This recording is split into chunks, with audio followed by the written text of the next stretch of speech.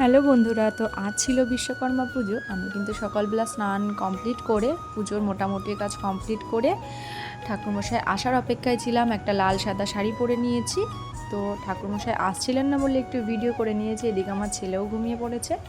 তো ভাবলাম তোমাদের সঙ্গে একটু পুজোর আয়োজনটা একটু দেখাই। এই বছর কিন্তু সেরকম কিছুই করা হচ্ছে না, জাস্ট একটু অল্প আয়োজনে পুজোটা দেওয়া হচ্ছে। কারণ প্রতি বছর অনেক কিছু আয়োজন করা হয়। তো যাই হোক, এই বছর আর সেরকম কিছু হচ্ছে না। মাঝে 2 বছর বাদ গেছিলো, আগের বছরও। তো আগের বছর তো ছেলে খুবই ছোট ছিল, সেই জন্য আমি করতে পারিনি। তো আবার এই বছর আমি পুজোটা করলাম। আমি প্রতি বছর চাই এই পুজোটা করতে,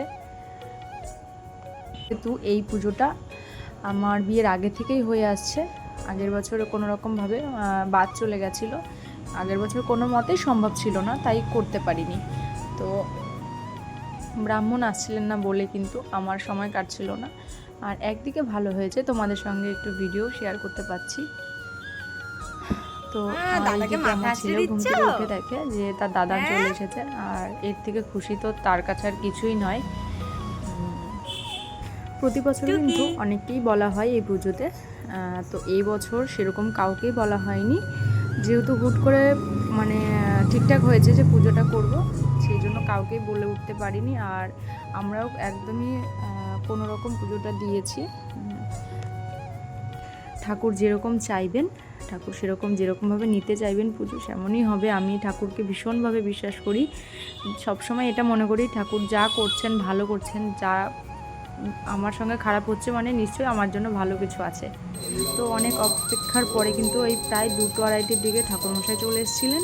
তো খুব ভালো পুজো করেছেন তিনি। আর এদিকে কিন্তু আমার ছেলে চুপ করে বসেছিল, পুজো দেখছিল মন দিয়ে। তো তারপর আর এদিকে তো আমি ভিডিও করেই যাচ্ছি, কি করব। তো এই যে পুজো কিন্তু কমপ্লিট হয়ে গেছে। তো আজকের ভিডিওটা তোমাদের কেমন লাগলো অবশ্যই কমেন্ট করে জানিও। আমার পুজোর আয়োজন কেমন হয়েছে সেটাও আমাকে কমেন্ট করে জানিও। তোমরা কারা কারা আজকে বাড়িতে পুজো করলে সেটাও আমাকে কমেন্ট করে জানিও। তোমাদের কমেন্ট পড়তে বরাবরই আমার খুব ভালো লাগে। তো সবাই ভালো থেকো, সুস্থ থেকো। সবাইকে অনেক অনেক ধন্যবাদ। থ্যাংক ইউ সবাইকে।